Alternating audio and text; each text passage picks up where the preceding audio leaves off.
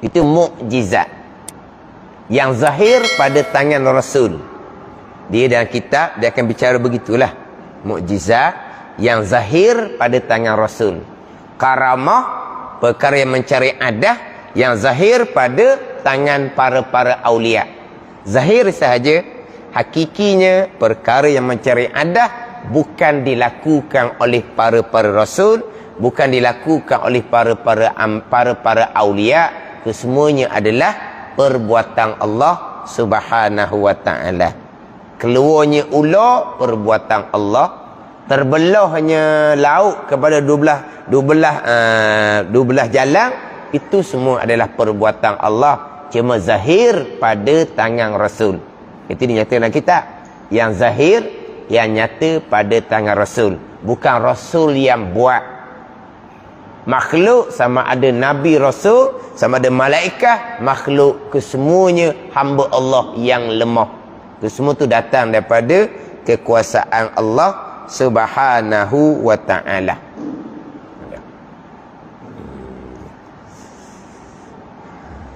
Dan mengaku sungguh akan segala perkara yang mereka itu segala Rasul menyampaikan kepada ummah.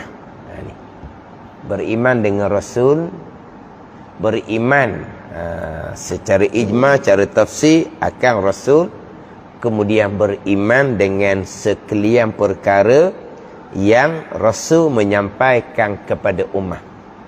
Ini.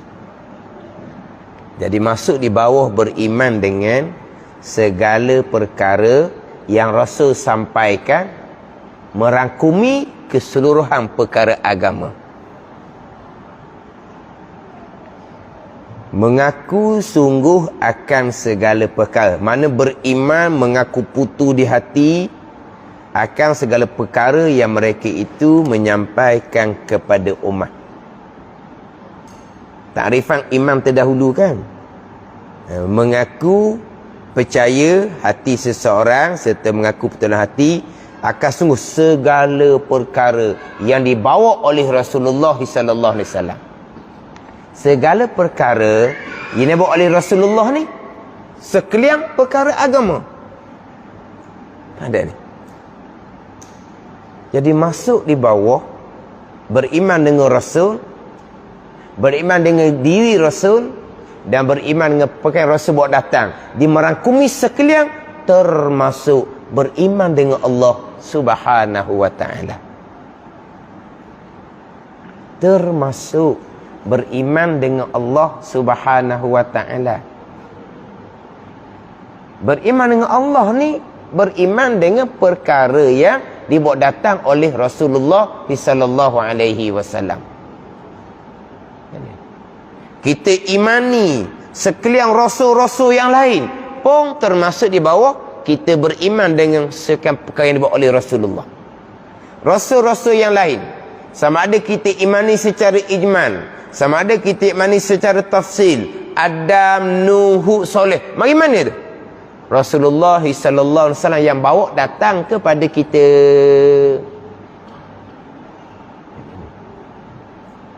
Jadi beriman dengan Rasul ni, beriman dengan perkara Rasul bawa datang, beriman dengan perkara Nabi sallallahu alaihi wasallam bawa datang, termasuk beriman dengan segala perkara agama, termasuk beriman dengan Allah Subhanahu wa ta'ala.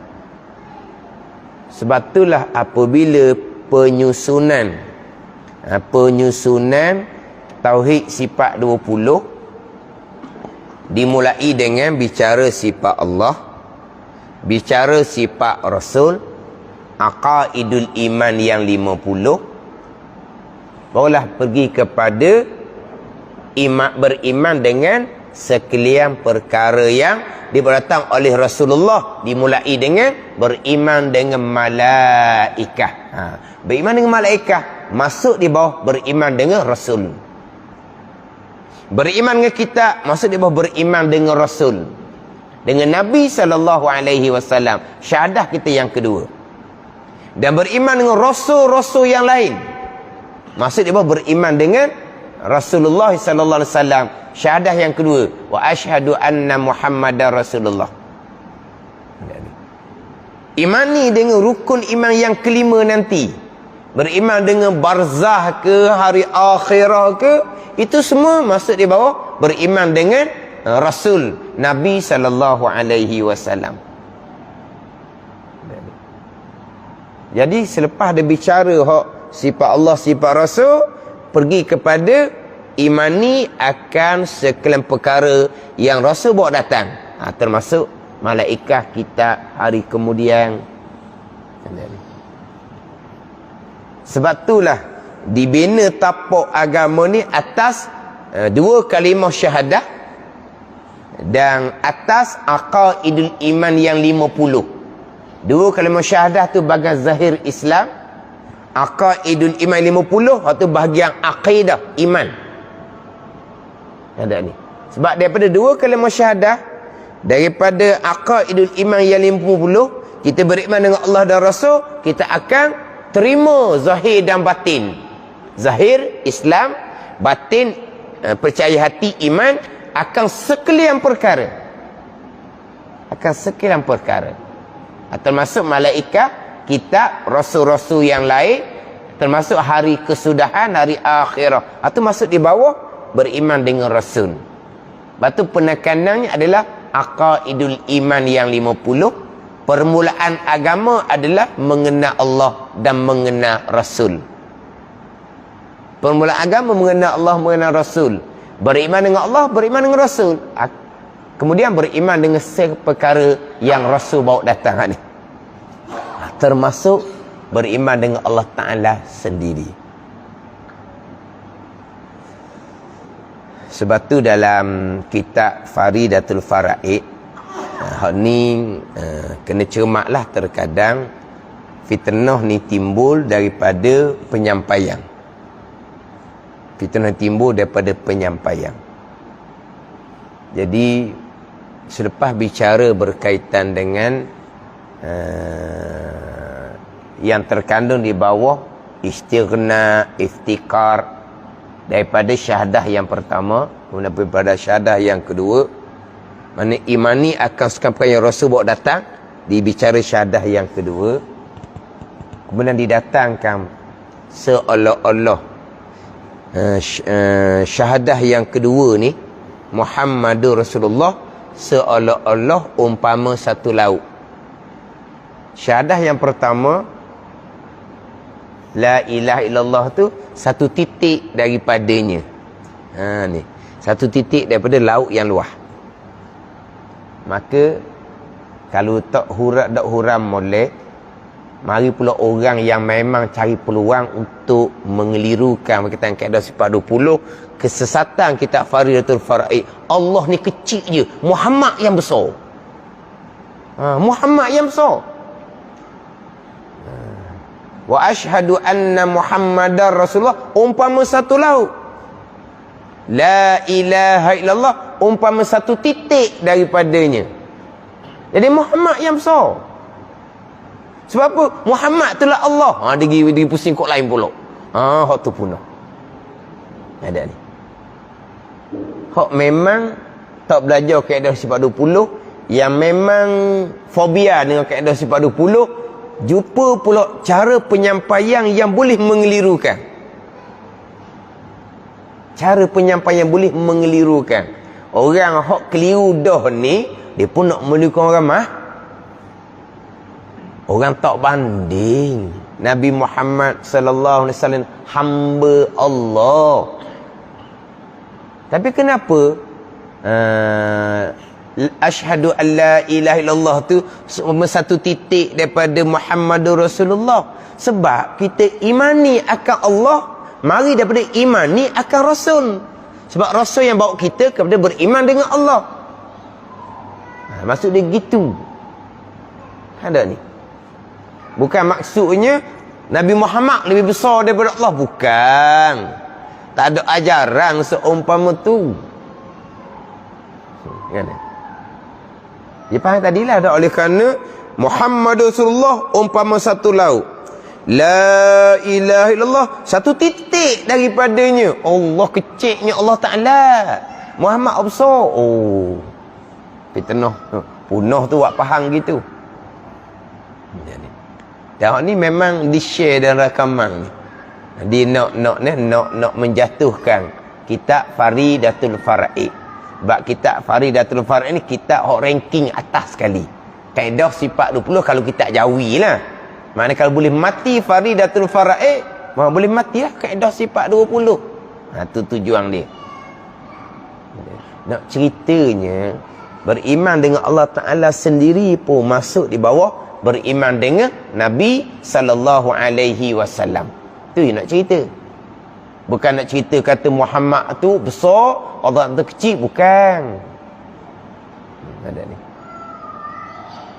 Sebab itulah dalam mazhab Maliki lah, dalam mazhab Maliki menghina Nabi sallallahu alaihi wasallam, kafir tu memanglah kafir, ijma' ulama kafir. Tapi mazhab Malikinya, kafir hina Nabi sallallahu alaihi wasallam tidak akan diterima taubahnya. Tidak akan diterima taubahnya. Kata macam mana? Wajib bunuh semata-mata. Dia sudah bertaubah, tidak terima. Ini mazhab Maliki. Sebab apa? Bila dia hina Nabi SAW, habis segala-galanya. Termasuk, Allah kami imani. Allah kamu imani macam mana Nabi Muhammad kamu hina. Pada ni. Imani Allah melalui mereka yang tidak beriman dengan Nabi SAW. Hak Allah bagi pok Yahudi Nasara. Hak Tuhan ada 2-3 tu. Tu bukan Allah yang sebenar. Tu bukan Allah yang sebenar tu. Nak imani Allah Tuhan yang sebenar, imani Nabi SAW sebagai Rasulullah. Nabi lah yang bawa kita kepada beriman dengan Allah Subhanahu Wa Taala. Tiba-tiba hina Nabi SAW, maka putus segala-galanya, hancur segala-galanya. Sebab itulah bila hina Nabi SAW, kafir ijma' ulama mazhab Maliki, langsung tidak diterima dah taubahnya. Seumpama Salman Rushdie tu, hak India tu. Salman Rushdie hak India tu. Hak Bangladesh tu orang puang lah tu. Bangladesh hak lain pula orang puang. Hak Salman Rushdie ni orang lelaki di India. Sampai sekarang kehidupannya dilindungi. Ada ni. Maknanya kalau tempat duduknya bocor, dia akan beri identiti baru duduk tempat lain pula. Sebab apa? Sebab tawaran upah jutaan tu masih lagi berjalan. Siapa dapat bunuh, dia akan dapat duit. Sampai sekarang, walaupun sudah satu ketika tu diisytiharkan sudah bertaubah, tidak akan diterima, tetap bunuh. Sebab tu kehidupan dia huru-hara. Kalau berkahwin pun tak kekal. Sebab apa? Kehidupan tidak bebas. Kan dia ada kan cerita orang putih tu kan, cerita poli-poli tu kan dia ada kan. Mana diberi identiti baru. Supaya tidak dikenali. Jangan gitu kan. Ini gitu. Memang satu ketika tu dia pernah isytiharkan taubah. Tidak akan diterima. Mazhab Maliki tidak akan terima. Mazhab Syafi'i, walaupun dia menghina Nabi SAW, ijma' ulama jatuh kafir, tetapi masih lagi diterima taubahnya dengan mengucap kembali 2 kalimah syahadat dan menarik balik kembali penghinaan kepada Nabi SAW. Sebab dia berbeza. Orang kafir masuk Islam dengan orang murtad yang kembali bertaubah kepada Islam, dia berbeza. Orang kafir masuk Islam setakat mengucap 2 kalimah syahadah. Orang murtad nak kembali balik pada Islam, dia kena dia kena bertaubah daripada kesalahan dia menyebabkan dia murtad, kemudian mengucap 2 kalimah syahadah, barulah diterima syahadah dia. Bukan dihina Nabi SAW, dia pun asyhadu alla ilaha illallah, tidak akan diterima. Orang kafir betul benar, dia masuk Islam, 2 kalimah syahadah dia ucap, diterima taubahnya daripada kekafiran dia. Orang murtad tidak. Orang murtad yang pertama, dia kena bertaubah daripada sebab yang menyebabkan dia murtad, kemudian mengucap 2 kalimah syahadah, boleh diterima kembali taubahnya, menjadi orang Islam kembali. Tanda ni.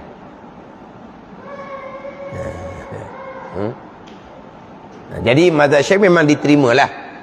Taubat macam Salman Rushdie diterima. Tapi kenapa tawaran jutaan ringgit pada siapa yang membunuh tu walaupun dia sudah mengaku bertaubat, tidak diterima dah. Tutup dah. Hina Nabi SAW, tutup, tak ada dah. Tak ada taubat dah bagi dia ni.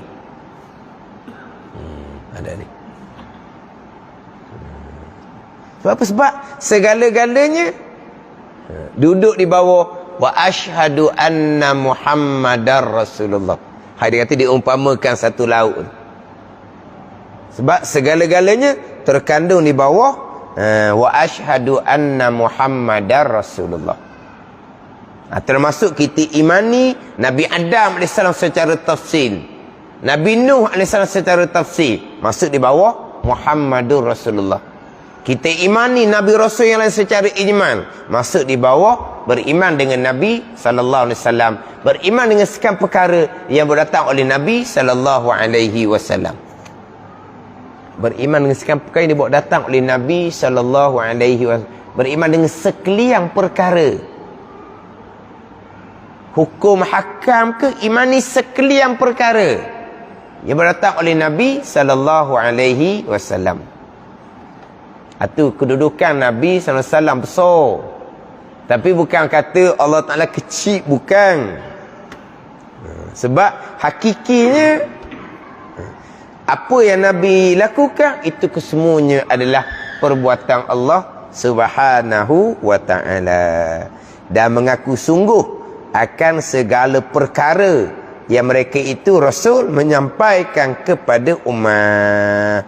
Itu yang keempat. Yang kelimanya percaya akan hari kiamat.